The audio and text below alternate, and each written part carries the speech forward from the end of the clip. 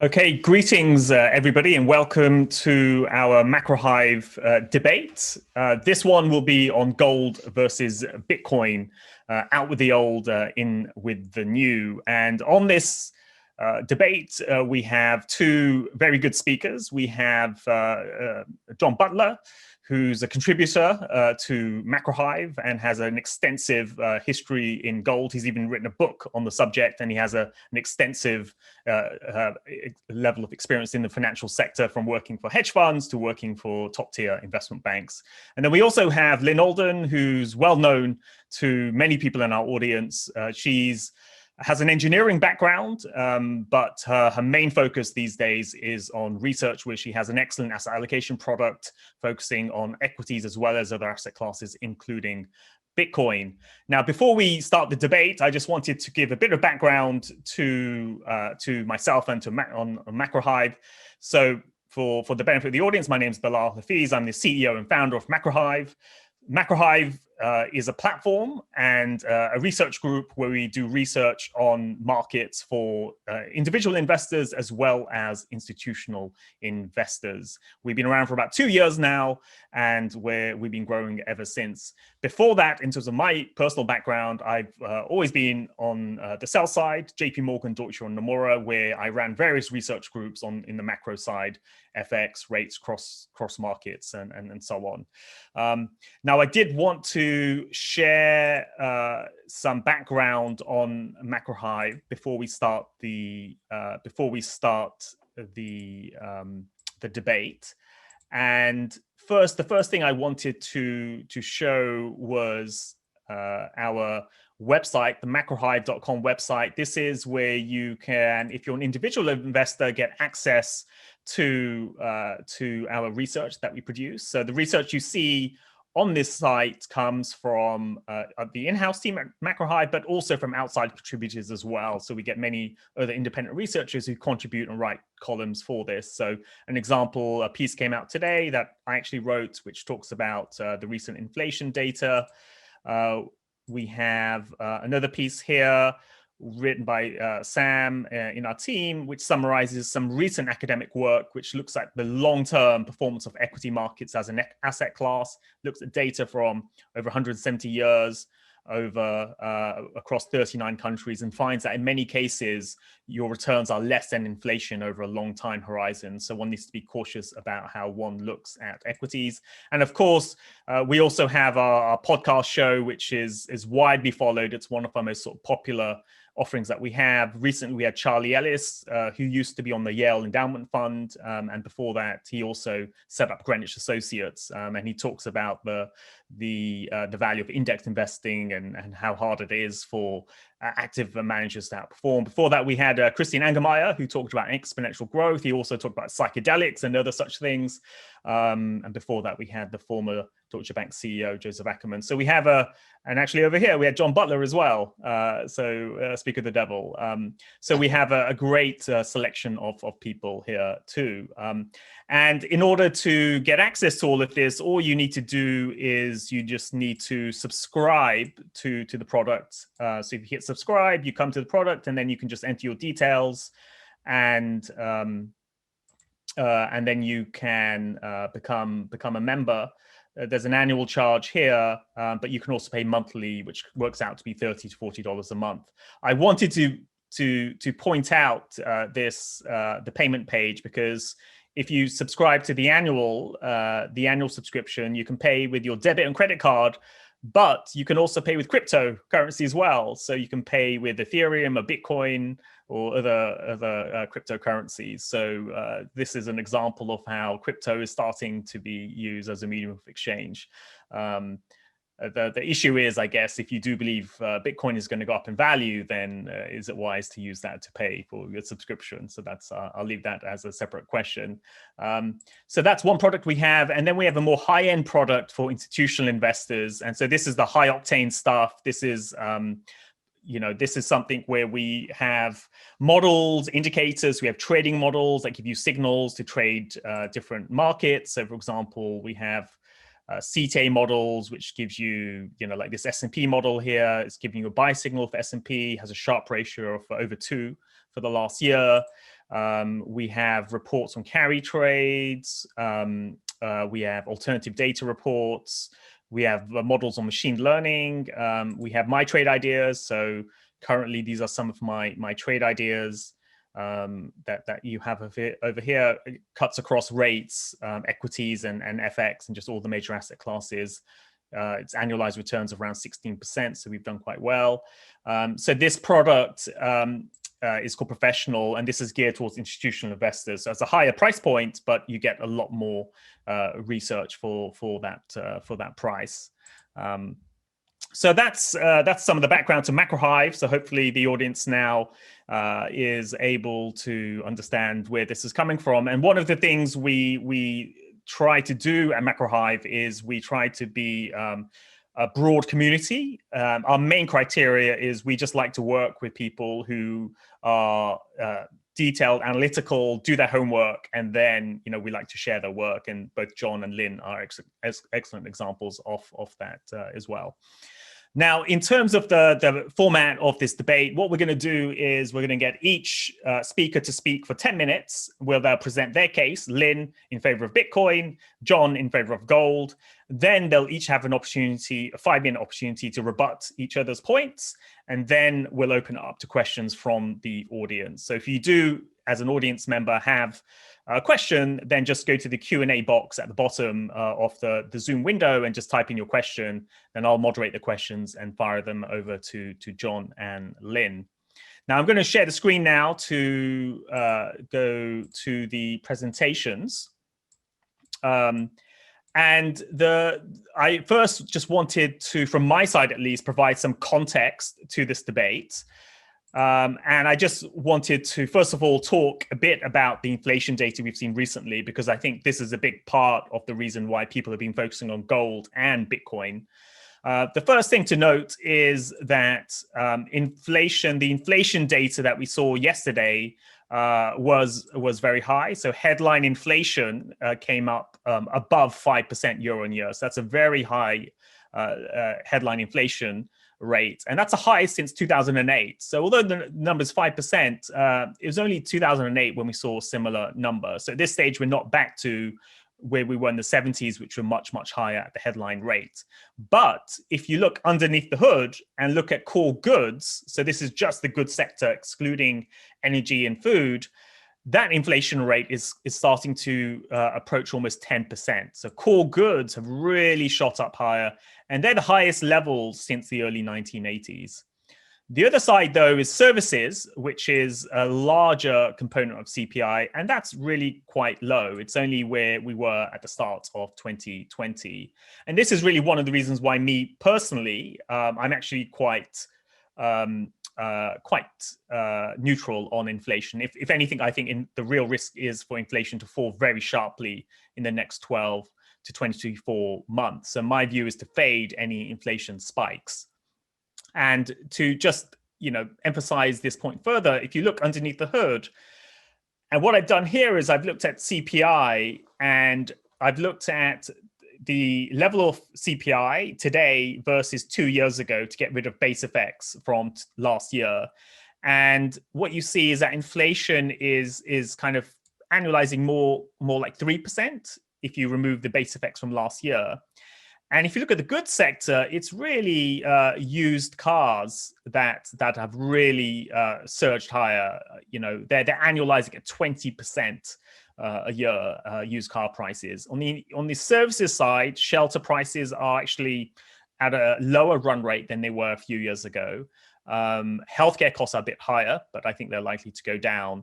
Tuition fees are lower as well. So for me, the overall inflation picture is fairly benign, but that's a view I've been kind of pushing for a while now, and the rates market seems to agree, but the data, at least so far, doesn't tend to agree. I think markets will be right, the current market pricing is correct, but others may disagree, especially in the audience. I know there are many people who are looking at the recent data as a sign of much more inflation going forward. Now, how does some of this kind of relate to the topic at hand?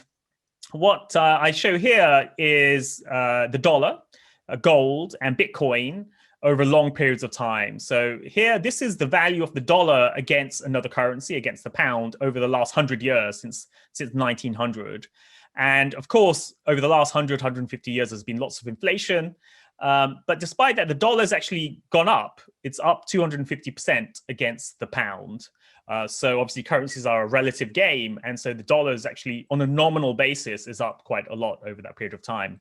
Now, if we look at gold, over here, since 1900, gold is up over 8,000% since 1900. Now, most of those gains were since 1970s. Gold was kind of pegged, you could say, before then. But since the 1970s, gold has really seen massive increases. Then if we have Bitcoin, you see Bitcoin was launched, you could say 2010, 2011, where it became more liquid. And Bitcoin, since its inception, is up, if you can sort of work out this number here, but it's like 100 million%, because it started, close to zero and is up, at 30 to 40,000, dollars right now. So there's been a big surge in Bitcoin. So this is the context of the conversation today. So I just wanted to mention all these numbers, just so that people have something to frame this conversation with. So with that, I'm going to now hand over to Lyn, who will talk about her view on why Bitcoin is here to stay. Absolutely, and thanks for having me. And so because I only have about 10 minutes, I'm not going to go into the whole technical details of how Bitcoin works. I'm going to assume the audience knows that. But essentially what Bitcoin is basically a technological invention that can make basically it solves digital scarcity, right? So it's like a digital asset that can't be copied. And it's a bare asset, much like gold or much like physical cash. And so we've seen over time that ever since it was created, ever since it became liquid enough to have kind of a measurable price, it's had this rather exponential increase in market share and value. And so what this chart shows is the Bitcoin price in log form. And we see that there are generally a few different cycles. And so far, they've correlated. It could be correlated with the pre-programmed supply flow halvings. And so Bitcoin is programmed every 4 years to reduce the issuance of new Bitcoins generated every 10 minutes by half. And so what that generally does is that causes, supply goes down, or at least new supply goes down, while demand is kind of at a steady state. And so you start to get the next bull run. And so those bull runs, however, also kind of correlated with overall risk on market behavior. And so what we've generally seen is that Bitcoin has had numerous quote unquote bubbles along the way. It's also fallen over 80% multiple times. It's pronounced dead. It consolidates and then it kind of ramps up again. And so far, it was created in early 2009. And so we have over 12 years of it functioning well, it gaining market share. And the way I've described this is that we're essentially seeing Bitcoin being monetized in real time. And so we don't know how this trend is going to end, right? This could eventually roll over and fall off. But so far, we have 12 years of history, essentially going from zero up to, at one point, was over $1 trillion in market cap. Now is in the upper several hundred billions. And so we're seeing this kind of this long process play out of it becoming, an asset class in its own right. And of course, a number of other cryptocurrencies were launched in its wake to try to do different tasks. Many of them unsuccessful, but a handful of them have been successful as well. And so I guess we'll go on to the next slide here. Now, as someone, I'm arguing the pro Bitcoin position here, but I'm actually, I've been a gold investor for many years, so I actually like both Bitcoin and gold. And my overall viewpoint is that essentially they have different pros and cons, and that Bitcoin brings a lot that's new to the table. And so this chart is from Vijay Boyapati. He's a former Google engineer. He was a big he got into Austrian economics. He was a proponent of Ron Paul and helped him organize grassroots organization. But anyway, he put a table up showing Bitcoin versus gold versus fiat currencies and their various pros and cons. And I'll focus on the Bitcoin and gold side. And so gold has certain advantages in the sense that it's more durable, right? So if I had to say, what is the asset that I'm sure won't be worth $0, 100 years from now, it'd be gold. It doesn't require any energy input to maintain itself. And then it's also somewhat more fungible. And then it also, of course, has the longest established history of virtually any asset. Now, what Bitcoin brings to the table is a couple different variables where it's actually stronger. And so it's far more portable. In fact, gold's lack of portability was part of why it got centralized in the first place. So banks would issue banknotes that are, tied to gold rather than people carrying around the gold themselves. That's what made it more divisible, and that's what made it more portable. The neat thing about Bitcoin is that it's a digitally native bear asset. So in this world, it's increasingly focused on e-commerce, long distance payments, and things like that. The fact that Bitcoin is digitally native is very important. So you can transact with someone trustlessly using Bitcoin over the internet, whereas you cannot do that with gold. If you were to try to use gold for that purpose, you'd have to rely on centralized third parties, either to store the gold or to convert it to fiat on the way, whereas Bitcoin is actually a digital native bearer asset.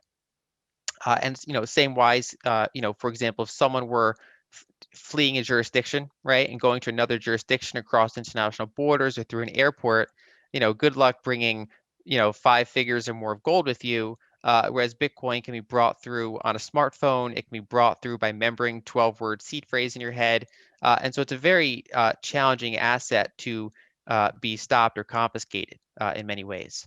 It's also more verifiable, right? So uh, gold coins are generally pretty easy to verify, but verifying a gold bar, to be sure, you pretty much have to melt it down and check the whole thing. Whereas Bitcoin is programmed to be easily verifiable. So any full node can check on the whole blockchain to see if certain Bitcoin are indeed genuine. In addition, it's also auditable. So if I wanted to prove to someone that I own a certain amount of Bitcoin, maybe to get a loan or something like that, to prove that I have assets to correspond with that, I can easily digitally sign and show, with proof on the blockchain that I control a certain amount of Bitcoin, whereas auditing large pools of gold is obviously much more difficult and more prone to trust. Bitcoin's also more divisible, right? So it can be broken down into 8 decimal places. That could even be changed in the future if need be. That you can divide it further, and that of course doesn't mean that you inflate it. That means that basically, kind of like how you can break an ounce of gold into grams of gold, right? You can or atoms of gold even, but of course it's not economically feasible.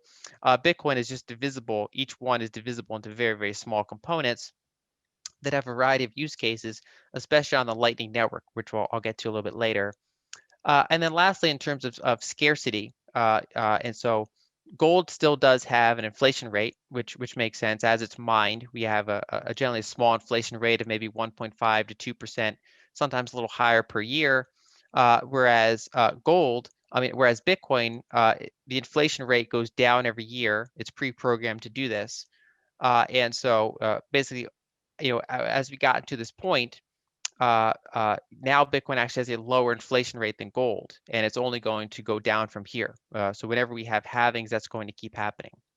And then one final point is also more censorship resistant, right? So it's actually harder to confiscate Bitcoin or to block Bitcoin-based payments than it is to do so with gold. And so a classic history of gold was that it was often confiscated in history. It was often stored in centralized areas that were then, taken over.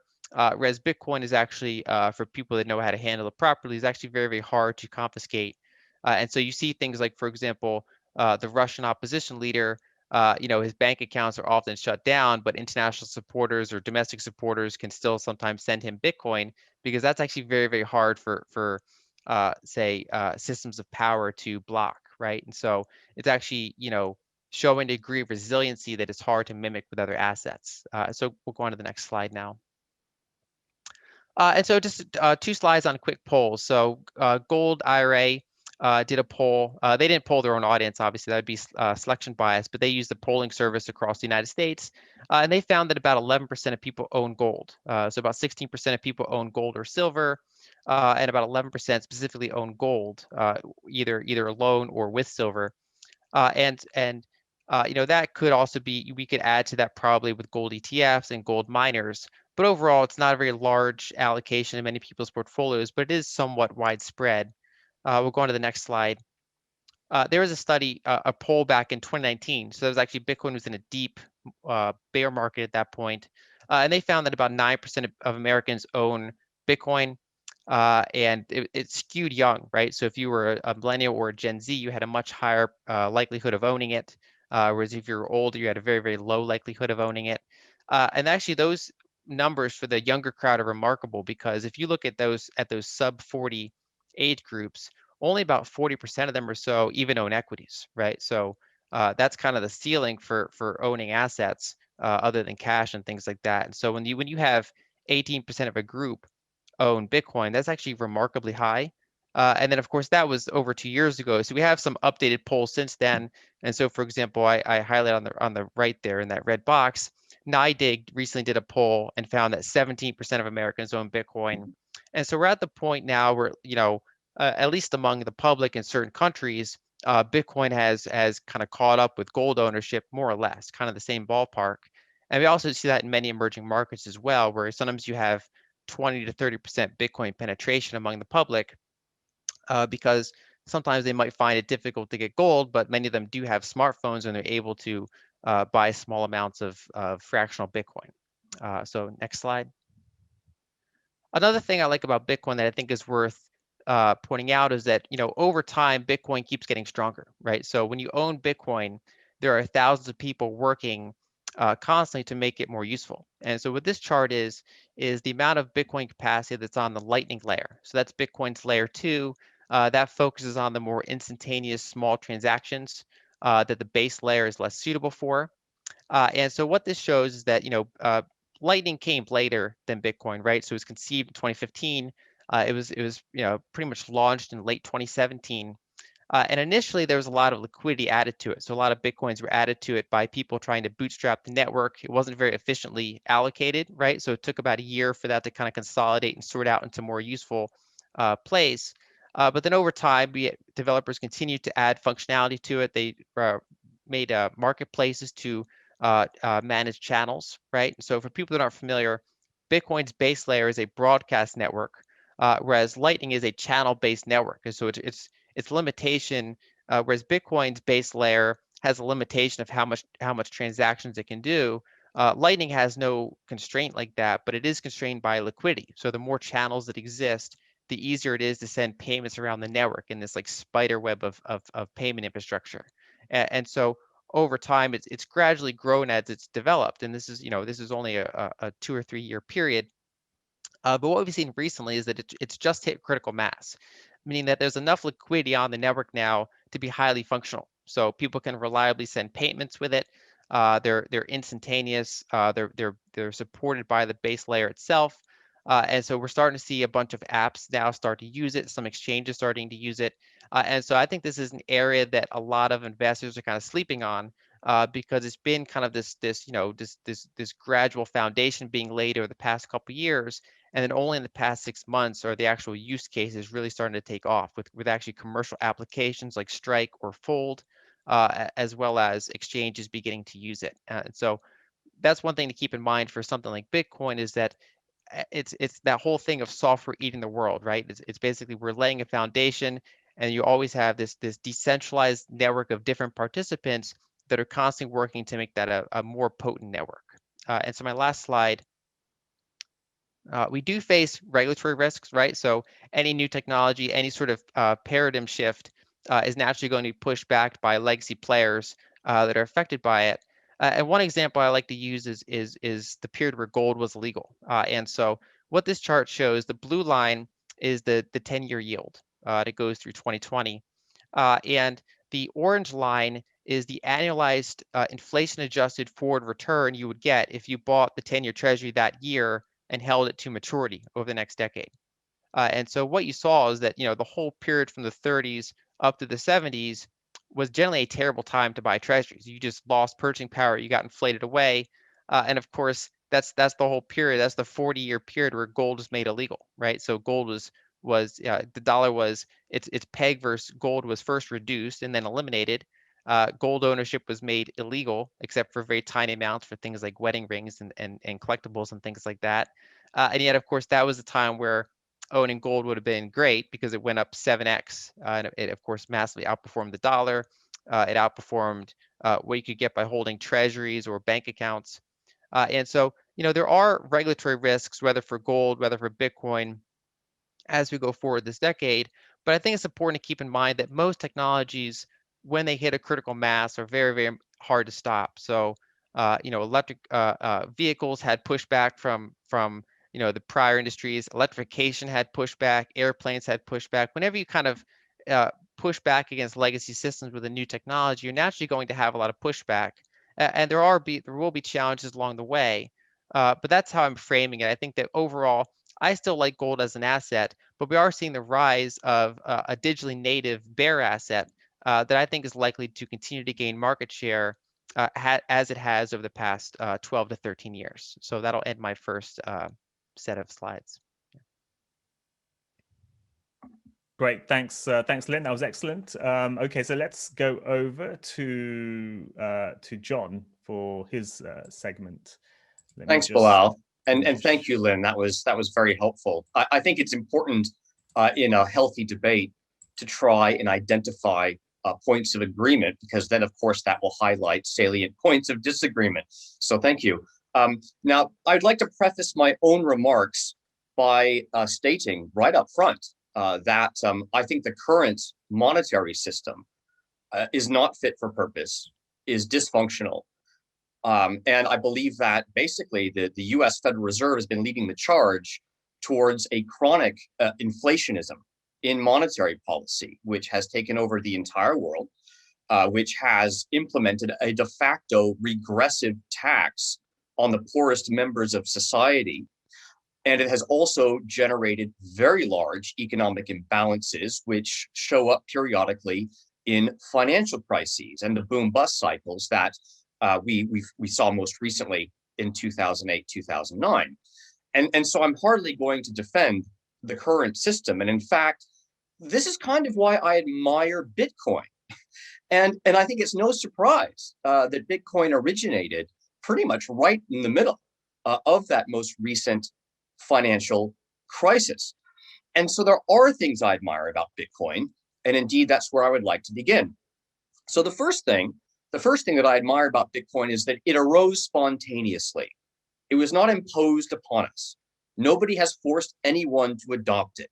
It is a bottom-up, voluntary process. And as someone who's generally free market and even borderline libertarian in orientation, I think that's terrific.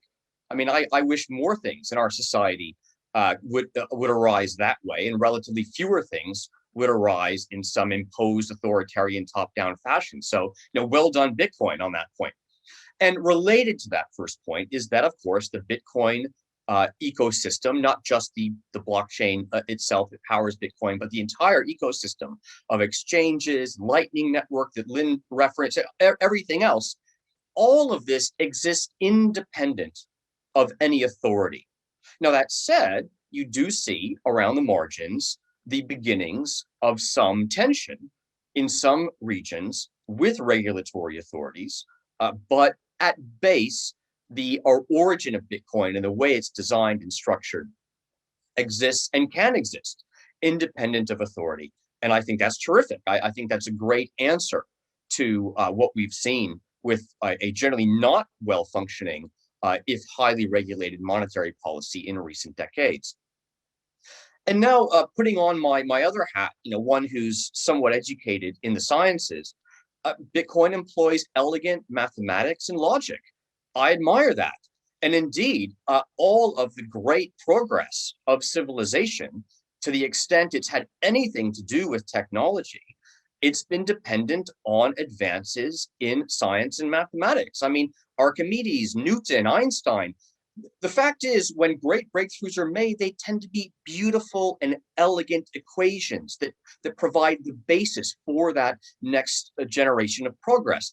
And so I think in a certain way, we should also admire Bitcoin's elegant solution, or Satoshi Nakamoto's elegant solution to the so-called Byzantine generals problem. That is, finding a way to use a proof of work algorithm to create a truly decentralized token, as it were, that can be traded with confidence in its integrity by anyone who's interested in doing so. And again, there's no authority telling anyone to do this. I think that's terrific. And again, finally, and related to what I just said, Bitcoin is utilizing modern technology. Technology is a wonderful thing. Look at everything we've achieved using technology. And that said, every technology is ultimately a tool, and any tool can be used for good as well as ill. Nuclear power is the best example. You can generate very low cost electricity on the one hand, but you can destroy the planet on the other. Pretty extreme. That said, the concept of a digital currency, which Bitcoin is a form of, that can be abused. And indeed, we see central bankers looking to get in on the party, trying to basically implement perhaps their own digital currencies as ways to completely eliminate any realistic way of avoiding outright negative interest rates, which is wealth confiscation, right? That's a potentially frightening thing. But Bitcoin does not do that, at all. And this all sort of comes together in my initial thoughts on Bitcoin, that I really started thinking seriously about Bitcoin back in around 2012. But it was only in 2014 that I wrote my first long form essay on the topic. And that essay was titled Bitcoin, the Monetary Touchstone. And the reason why a touchstone is a good metaphor for Bitcoin is that a touchstone is this legendary philosopher's stone for those who've read Harry Potter. It's this legendary stone that if you touch it, it kind of reveals your true thoughts, your true intentions, your true beliefs. It prevents you being able to hide what you really think, feel, and believe. And when people comment on Bitcoin, they're really giving a lot of weight regarding not only how they think about money. What is money? What should it be? What makes good money? What makes bad money? But it even reveals a little bit about how they believe society should be organized. Do they generally believe in spontaneous, decentralized, voluntary human action as a source to basically allow people to trade and exchange and fulfill their needs and wants in a more or less free marketplace? Or do they think that society needs to be ordered in a more top-down fashion? The vast majority of people thinks it's some combination of the two, right? Most of us do not believe in complete anarchy, but then most of us don't believe in complete totalitarianism either. We almost all fall somewhere in the middle of that spectrum. And your thoughts on Bitcoin, they help to identify where you fall on that spectrum. And I think that's the single most valuable thing of Bitcoin at all. It's a source of education. It's a source of enlightenment about money, but even more generally about society. So these are things I like about Bitcoin, but Bitcoin as actual money, long-term store of value, has an Achilles heel. And that Achilles heel has only in recent years been identified by keen observers. And that Achilles heel is Bitcoin's energy consumption. Hence why Lightning networks and other elements are being bolted onto the ecosystem here to try and deal with what has become a well-recognized problem. The fact is that processing transactions on the blockchain requires energy. Someone has to pay that cost. Now, miners, Bitcoin miners, they're rewarded with seigniorage income, that is new Bitcoins, for processing those transactions on the network. And as long as they're being compensated with the seigniorage income, and as long as the price is trending higher, well, they're perfectly happy, right? They're making a living out of this. In fact, some of them are getting rich, and more power to them, right? They've seized the zeitgeist. Good for them. But beyond a certain point, that network has grown out, right? The Bitcoin seigniorage income eventually evaporates entirely, but someone will still need to be compensated for maintaining the network. And so they're going to need to charge fees. Those fees are going to have to come out of the Bitcoin ecosystem. And the problem is that this energy consumption, even if it's not particularly high, is still not zero. There's no way it's going to be zero. Those who claim it can be zero are effectively claiming they'll eventually discover a perpetual motion machine. I don't believe that. Also, many of them claim that somehow this ecosystem can exist on 100% zero carbon renewable energy. I don't believe that either. I don't think that claim is realistic, not on any investable time horizon. I mean, the best we can do for low, cheap base power right now is coal or nuclear.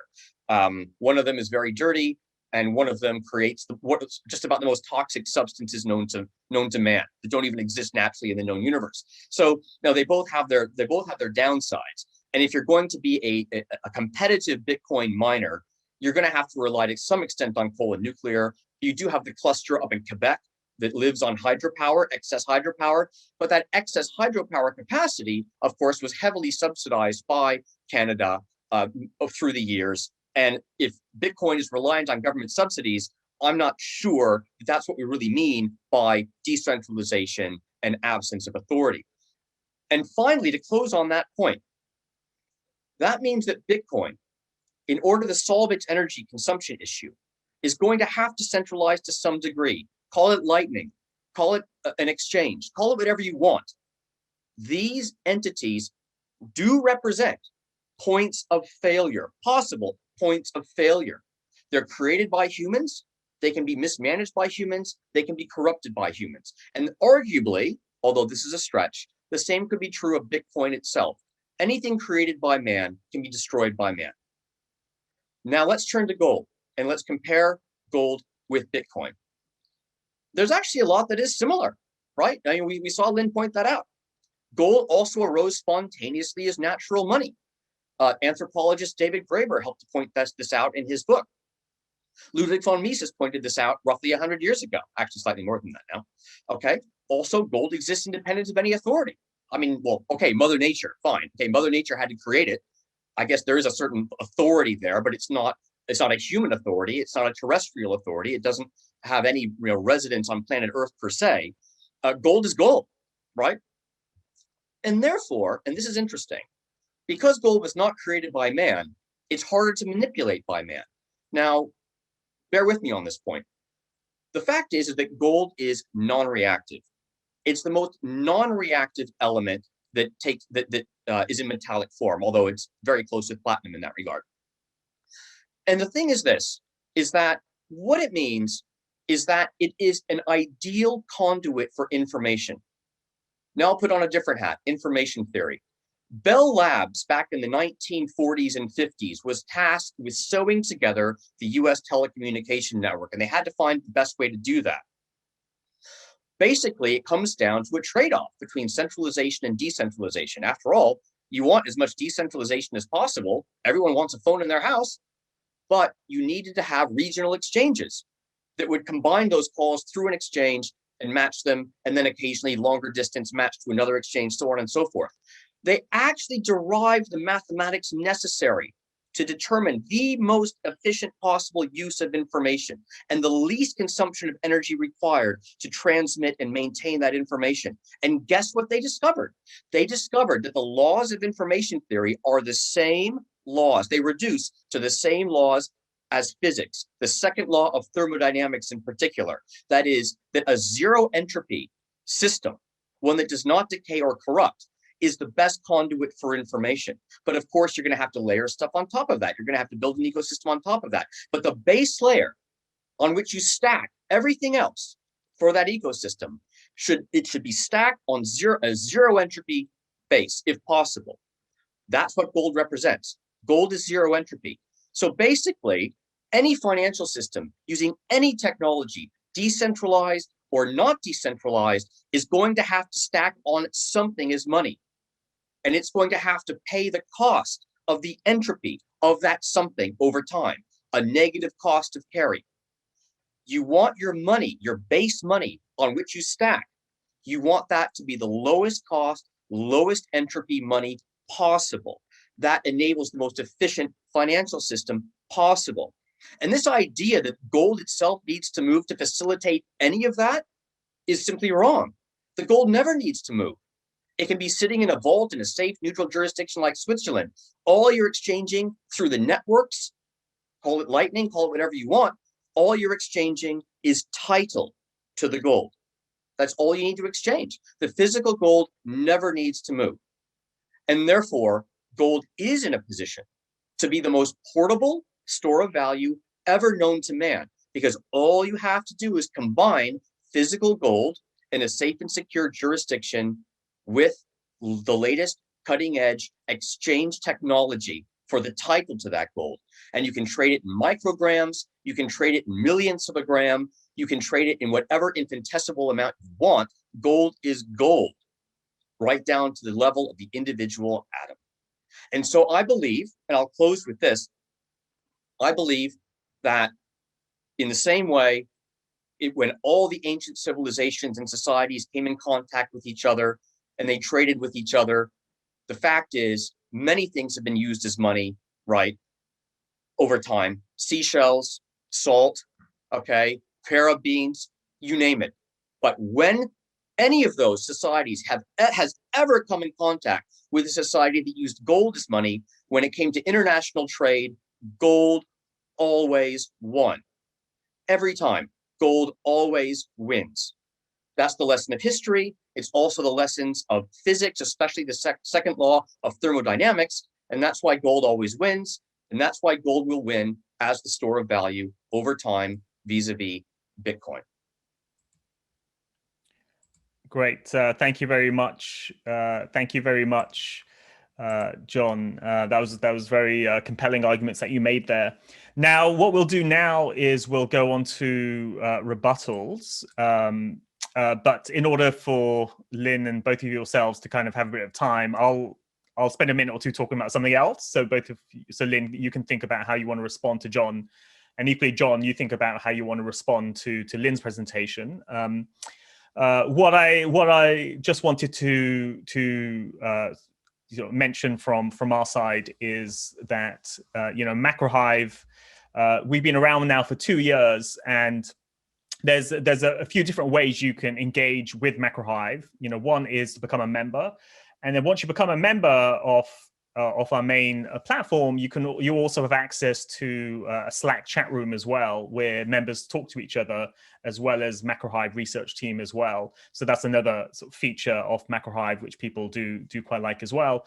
Another thing that we also try to encourage is, if you do want to write for Macro Hive and have an op-ed appear in Macro Hive, then do reach out to me and send a submission, and if depending on its standards, we would be happy to include that in the Macro Hive website. Okay, so now I think maybe we'll go over to Lyn now to maybe respond to John's point. Lyn, are you ready to have a few points to respond to him? Ready, yeah. Go. Happy Okay, to. why don't you go for it? So I would pretty much separate it into kind of two counterpoints. So one would be on the topic of gold's portability. And so it is true that you can take gold as a base layer and then have claims on top of it that move around. Now, the downside is, we've seen that over the past century. Gold's kind of had that chance. It got centralized. The paper claims were issued on it. Those are more portable. Those are more useful. And over time, because we centralized it in certain vaults, certain jurisdictions, that system gradually shifted. It became so centralized that eventually detached itself from the gold system. And so people were reliant on these third parties to own the gold for them. Then they were severed from it, either by making it illegal to own it, illegal to have claims on it. All the claims were kind of removed from it, and it was severed. So whenever you have that layer of abstraction, you have that risk of that, you're not the one self-custodying it. So gold can be made portable when you rely on centralized third parties to do it for you. And an example could be applying blockchain technologies to gold, where we have, say, gold-backed stablecoins, right? So a centralized entity owns gold. They're audited, but we have to trust the auditors. We trust the custodian. We trust that there's no jurisdiction is going to confiscate it from them. And the stable coins can then trade around. Even fractions of a stable coin can trade around. And so that can be useful. I actually own some of those, but they're different from the actual underlying asset being highly portable, which is that Bitcoin is itself a bearer asset that someone can self-custody with, say, their own, a private wallet, or even a multi-signature solution, which is, very technically robust. And you can move that around, and then you can make it so that, the underlying asset is itself portable.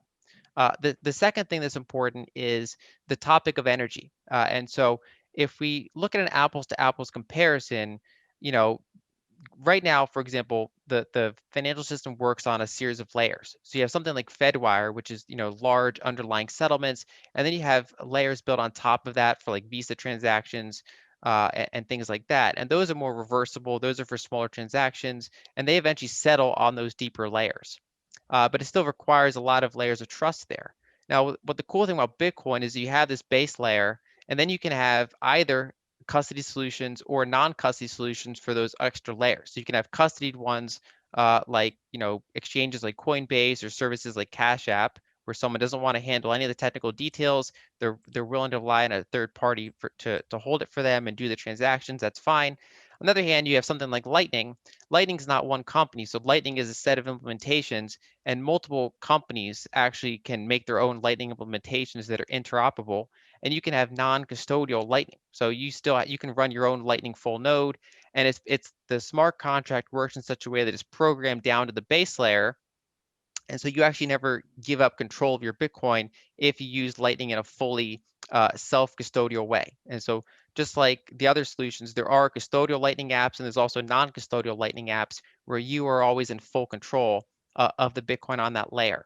And so, there's that layered approach is existed in the current financial system. It's existent in gold, and it's existed on Bitcoin. And so I don't consider that a downside. And then the last point about energy itself, when we look at the current system, it actually uses a lot of energy, right? You can think of all the millions of people that work at bank locations, that work in the fintech companies. Everything is involving around verifying and charging fees to move these capital around, right? And verify who owns what and all of these processes. And so Bitcoin, basically that energy expenditure is mostly going into constantly verifying and moving around those assets. And so it's actually as Bitcoin has matured over time, as the issuance rate has gone down, as Bitcoin has asymptotically approached 21 million, the percentage of the network spent on fees and as spent on security overall, the overall kind of miner revenue as a percentage of Bitcoin's market capitalization keeps trending down every single year. And that'll asymptotically approach just the transaction fees, which are quite low and variable, especially when you add these extra layers to make for very efficient. So you can do, say, multiple Lightning transactions. You can do 1,000 Lightning transactions and then settle them down programmatically with one transaction on the base layer. And so you have that kind of Visa layer over the base layer, but the difference being that it doesn't even necessarily need to be trustless. It can be literally pre-programmed down to that base layer. And so if you look at, say, Bitcoin's energy usage, it uses at peak level earlier this year when Bitcoin was over 60,000, the electricity was, the overall energy consumption of the Bitcoin network was 0.1% of global energy usage. And that's for a network that's used by over 100 million people.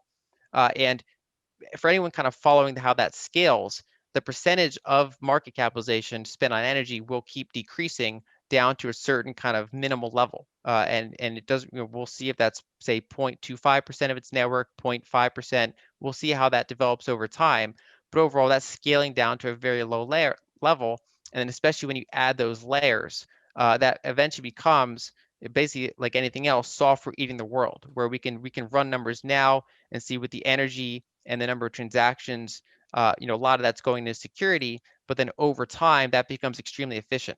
Whereas with gold, for example, gold itself is true, it doesn't require ongoing energy input, but if you were to move it around, verify it, audit it, that's all somewhat of an energy intensive process as well. And so Bitcoin is essentially doing that same activity, but with its own network. And so I consider, for people that fully grasp how the scaling works and the fact that Bitcoin naturally seeks out kind of unused types of energy anyway, so stranded energy, wasted energy, energy that sources of production that are kind of detached from the grid. It's actually a very, very efficient use of energy, especially over time as the project matures, rather than right in the beginning as it's been bootstrapped. And so I'll leave it there. No, that's great. Then thanks for that. Okay, John, your turn to rebut Lyn's points. No, I agree with a lot of what Lyn says, but I just think let's just, let's take all this wonderful Bitcoin ecosystem. Let's take the whole thing, but let's just stack it on tokenized gold. And the base layer is now a zero entropy layer, but you still have all these other purported benefits of a fairly well decentralized alternative to the existing dysfunctional monetary system. I mean, I think that's great. It's the base layer where I believe that Bitcoin's base layer design is simply not on par with gold to provide the base for a long-term store of value on which to stack any given financial ecosystem, regardless of whether it's decentralized, somewhat centralized, deregulated, somewhat regulated. Look, I mean, the cost of living in a civilized society, right? This goes beyond just death and taxes. We can be a little bit more specific. We need a legal system, okay? We need a way to adjudicate disputes. We need a way to prosecute fraud. Most people believe these are basic requirements of a civilized society. Okay, great. So let's go ahead and allow choice in money. And I just think that if you're allowed to choose a financial ecosystem stacked on a zero entropy base layer, that over time will be chosen over a similar financial ecosystem stacked on a higher entropy base layer. Even if the entropy is still pretty low, the fact is there's a negative cost of carry there. And over time, society will arbitrage its way from the higher entropy base layer to the lower entropy base layer. And so one of the, I would say, silver linings, as it were, to this entire Bitcoin phenomenon is that we're learning in real time using cutting edge technology how to build a better financial and monetary system. This Bitcoin infrastructure, these networks, they're awesome. I admire all of it. I just believe that longer term, ultimately, the better store of value, and by extension, the ultimately more sustainable financial and monetary system should be one stacked on zero entropy gold rather than not quite, if low, entropy Bitcoin. The other thing is this whole idea, by the way, also that gold is not decentralized. I think it's a Western misconception. The fact is, roughly half the world's population wear gold on a daily basis, and they know that if they need that gold as a source to borrow against through a pawnbroker or to liquidate, to raise the actual funds necessary, maybe to buy a house or whatever it is, they know they can do that. Roughly half the world absolutely regards gold as money, acts like it's money, treats it as money, uses it as money, roughly half the world's population. We have this hubris in the West that just because we have all this cool technology, that somehow everything we do is culturally superior to the rest of the world. I don't believe that at all. I think that much of the world has a much more sophisticated cultural understanding of the importance of saving. And you see much higher savings rates outside of the Anglosphere of the world. Much higher. And if you include physical gold held by households in India, Southeast Asia, China, you name it, if you include that in the savings rate, it's higher still. And I think that is an interesting commentary on this whole sort of disconnect we have in a way between those who see finance as mere abstraction and money as mere abstraction for that matter, and those who see it as something very real, very corporeal, that is passed from generation to generation and that provides protection in times of stress or distress. Gold ticks that box much better than Bitcoin ever will be able to, in my opinion. Okay, no, great. Thanks for that, both of you. Now we're going to open this up to questions from the audience. So people do have questions. People have already been typing questions in. Either sort of type it in on the Q&A or raise your hand, and we can maybe allow you to ask a question in person. But just to allow people to have time to do that, let me just ask one question to each one of you. One to Lyn is, isn't Bitcoin really just an investment or speculative asset? There's some recent survey was done where Bitcoin holders were asked, why are you holding Bitcoin? And the main reason was to make price gains. They had no view whatsoever on fiat money and the monetary system and all of those sorts of things. So, is it just really just an investment asset class? And, if so, should one just view it like equities then? Well, I think it's in the process of being monetized. And so you can't go from 0 to multiple trillion without all that volatility and growth. And so basically it's one of those things, it's like an S curve, like say cell phone adoption, internet adoption, where earlier investors were viewing it, in the early days, it was almost basically you had to be like a tech person experienced with tech to even buy it originally. And then it's over time, the UX has gotten more and more accessible. And so overall, I describe it as an emergent store of value, where it is an investment or speculation, the idea that it's becoming a store of value over time. I think as we game theory this out over the long run, Bitcoin, when if say it reaches 10-20% of the global population, becomes a multi-trillion-dollar asset, that volatility eventually settles down more and more. And becomes, the overall kind of percent gains diminish, the percent drawdowns diminish, and then it basically completes its monetization process, and then that way it becomes more like gold. Whereas right now we're still on year 12 of this rapid monetization. Whereas basically what we're doing is we're going through what gold went through on multiple continents over the course of decades or centuries. And now in the digital age, we're having this new bear asset kind of come to life in real time on Twitter and on elsewhere. We can watch it, all the price fluctuations from minute to minute. Whereas I think eventually that eventually reaches a more of a steady state. Okay, great, thanks. And John, just a question for you. Gold was the basis of the financial system. 100 years ago, 200 years ago, 500 years ago, and so on. So hasn't gold already had its shot, and it just hasn't, it was appropriate for a certain era, but at least since the end of Bretton Woods, we're now in an era where gold's behind us. No major financial system or policymakers talking about using gold as the base unit, so to speak, whether it's the Chinese or Europeans or the Americans. So isn't gold just like a kind of a niche thing you buy when the world's going to end? You sort of take it with you when you cross borders, but it can't really be part of the peg for the financial system. Yeah. Look, I mean, gold has been from time to time demonetized throughout history. The most recent period has lasted about 50 years. And it's interesting when you do look at what I call the monetary cycle of history.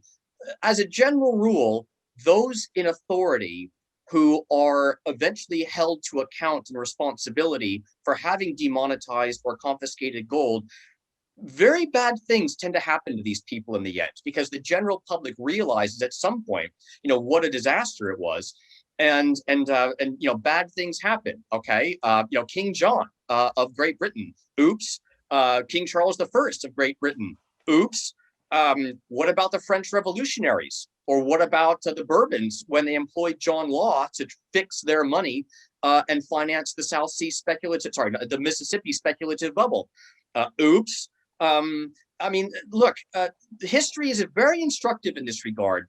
When you demonetize money and resort to inflationism to finance your deficits and debts, it builds up imbalances. Those imbalances begin to destabilize your financial system. Eventually, they destabilize your money itself. Therefore, it eventually all comes crashing down. And when someone's held to account, it tends to be pretty grim stuff, hung, drawn, and quartered type stuff. So I think that we're still, 50 years is a blink of an eye in history. Again, how hubristic it would be for us to think that the fiat dollar wings we've been wearing for half a century will not melt when we get too close to the sun. So I'm not defending the existing system at all. I am defending gold, and again, I admire Bitcoin, because Bitcoin is educating an entirely new generation about just how dysfunctional our current monetary system is. So anyway, yeah. Great. No. Point well taken. We can't forget that history's can repeat itself. Okay, we're going to take some questions now. We have Zishan Mirza. I'm going to allow him to talk. So let's see if that works. So Zishan, you can ask your question. Let's see if this technical thing works or not. In the meantime, if that doesn't work, there's a few questions. Looks like that's not working. There's a few questions around the security of Bitcoin. So one is around all these ransomware attacks that we're seeing with Bitcoin and so on, and fraud and exchanges and so on. That's kind of one type of question around Bitcoin. And then the other question is around on the technology side. Once we get like quantum computing, won't that just sort of smash all the cryptography? And kind of a related point then is, is there the possibility of like a 51% attack, if miners come together and then they can just control the blockchain? So there's all these kind of questions around the security of Bitcoin. I can do a quick rapid fire if that helps. Yeah, sure, go for it. Yeah. And so one is that, a quantum computer capable of breaking Bitcoin's encryption would also break bank encryption, break brokerage encryption. So that actually be a much larger issue than Bitcoin itself. It would also break the layers of encryption used to describe John's system of gold as a base layer and all these other things. It would just break that. And so the cool thing is that Bitcoin can update over time, right? So 2017 had the SegWit update. 2021 here, we're undergoing the Taproot update soon. And so Bitcoin has a very, because it requires broad consensus, that is a slow update process, but it does update over time. And so as quantum computing, eventually, maybe becomes an issue, they can over time shift their underlying algorithms. As far as so miners can collude.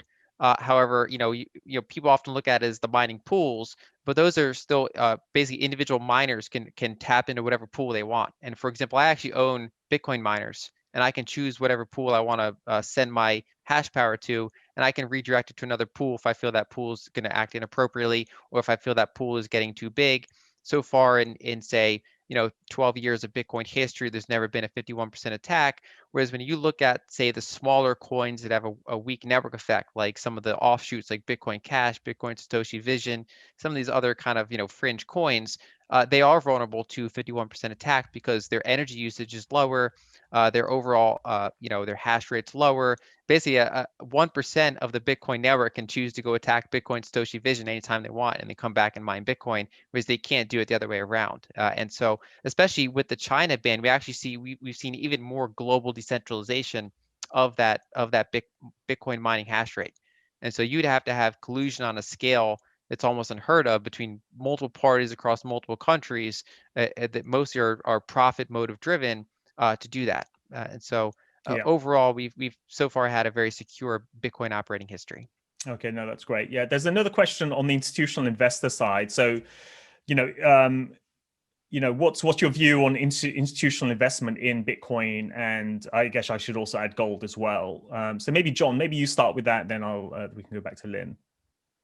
Well, certainly Bitcoin is of growing institutional interest. I mean, we've seen that for a couple of years now, and there's been the creation of investment trusts and also some corporations that have decided to invest some of their excess cash in Bitcoin. So there's clearly been some institutional adoption for all the reasons that Lyn has mentioned, right? I mean, there's lots within the Bitcoin ecosystem, which is interesting, it's appealing, it's intriguing, it's cool, it's sexy. Gold, of course, has been seen as the predominant safe haven asset since the dawn of recorded history, as well as money. So there's no surprise that it's still regarded as a preeminent safe haven asset today. Whether or not gold also continues to rise at the institutional level, it actually has a lot to do with governance, which I'm sure Bitcoin faces that challenge too.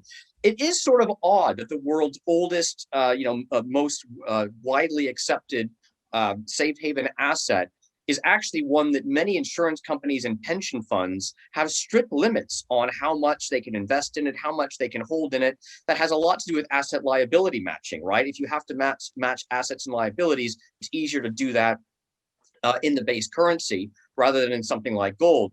But oddly enough, you could argue that fiduciary responsibility in a world such as that today, where the financial system is unstable, that in fact, insurance companies and pension funds should have the flexibility to hold a lot more gold or anything else that they regard as a safe haven asset, which is currently not allowed under their governance and regulatory requirements. So I think both are likely to trend higher. Bitcoin is probably winning that race as we debate today. But gold, tortoise and hare, right? I think gold eventually is going to win. Point well taken. Yeah, I'm just calling this out. I'm going to try to get as many questions in as possible. There's a question for Lyn on Bitcoin valuation against gold. Will they reach sort of similar market caps? I think over time it's possible. And so basically, World Gold Council estimates gold at something like a 12 trillion market cap. If you look at the private investment portion of that, it's like 4 or 5 trillion, according to their estimates. Then you have central bank portions, then you have jewelry and industry. And so I do think over time, if Bitcoin continues to be successful, it can reach a multi-trillion-dollar market cap.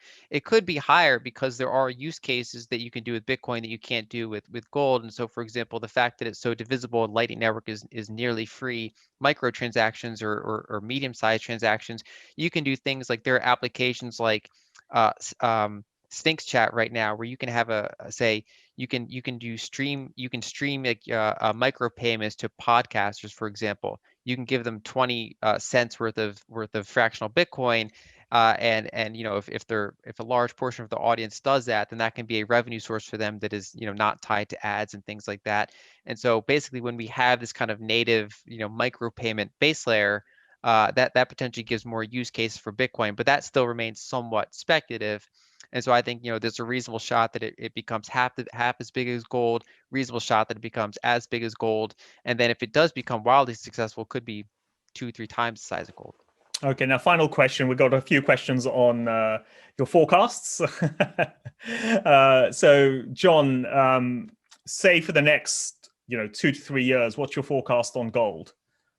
Well, I think gold's going higher. I think it's going a lot higher. I think that pretty much the environment is very supportive of gold. Real interest rates are increasingly negative. That's gold positive. Oil prices have been rising. That's gold positive. The only thing that's missing really is that there isn't any material risk aversion in markets currently. And you also kind of need that safe haven bid to show up if gold's going to get back into a proper uptrend. I think it will. Right, I do think it will, and I think that within 2 to 3 years, gold will probably be about double where it is today. I don't think that's a particularly bold forecast, to be honest. If you look at gold in ratio terms versus money supply versus debt versus equity market multiples, the low level of the VIX, so on and so forth, I think it's very easy to see the gold price doubling on a 2 to 3 year horizon. So, I mean, regarding Bitcoin, look, I have no idea.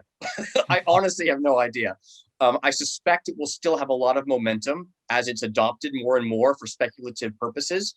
But I don't have any idea what that means in terms of price. Okay, and Lyn? So over the long run, gold's been somewhat volatile, but it generally keeps up with the broad money supply growth rate, especially on a per capita basis. And so I would expect generally gold to continue to do well. It can overshoot that during periods of deeper negative real yields. It can undershoot that if more hawkish conditions were to make yields less negative or less negative in real terms. And so that'd be my general view for gold. I think gold miners are also reasonably well positioned here. And then as for Bitcoin, I think we're if you look at the on-chain indicators, there was this burst of activity during the sell-off where coins went to exchanges, and now we're kind of back into a trend of Bitcoin is gradually leaving exchanges. We're also seeing that because so much mining hash rate came out of China and is distributing elsewhere, there appeared to be for a period of time some forced selling among miners that had to liquidate to raise capital to move their machines, move their equipment, and that seems to be over based on most indicators. Now, because we still had a big surge in things like Dogecoin and these other kind of these more fringe meme coins, we are still seeing kind of a sagging in the industry to, as the meme stocks are going down, as the meme coins are going down. And so I do think we still have this period of kind of consolidation as we kind of separate the wheat from the chaff in terms of quality among the different tokens. And so I don't really have a view with, say, a 6-month period, but I think as we look out 3 to 5 years, I think Bitcoin is unless some major tail risk happens, I think when you look at what's happening in the Lightning Network, when you look at what's happening in adoption patterns, I do think it'll be markedly higher than it is today in 3 to 5 years. Great. Okay. Now, thanks both of you for this. I'm actually going to launch a poll now, which will ask our audience who they thought gave the strongest argument. So I'm launching it now, so people, you should sort of see a poll sort of pop up, and you can just answer the questions. So while people are doing that, I just wanted to sort of thank you both. And in terms of if people wanted to contact either one of you two, what's the best way for them? Because there was a bunch of questions people were asking, specifically to individuals. Is there a way for people to reach out to you? So, Lyn, what's the best way for people to follow you or reach out to you? I'm at lynalden.com. They can follow that. I have a contact thing at the bottom they can click on, or on Twitter, I'm at Lyn Alden Contact. Okay, and John? Yes, anyone interested in following up any of these points, I'm john.butler at macrohive.com, or I'm Butler Gold Revo on Twitter. Yeah, I'd urge everyone to follow both John and Lyn on Twitter, and also I'd urge everyone to sort of sign up to get our free newsletter on Macro Hive, or sign up to become a paid member as well to get access to all the research. Once again, I'd like to thank everybody for listening into this. I'm having a look at the polls right now, and it looks like Lyn is leading the way right now. For having the stronger argument. So it looks like people do subscribe to Lyndon's argument, which I guess should be a bullish indication for Bitcoin. So thank you both, and I'd like to thank everyone for attending this webinar and this debate, and we look forward to having another one in the next few months as well. So thank you for hosting it, and thank you, John. Thanks. You, Lyn, and thanks, Bilal, for hosting. Great.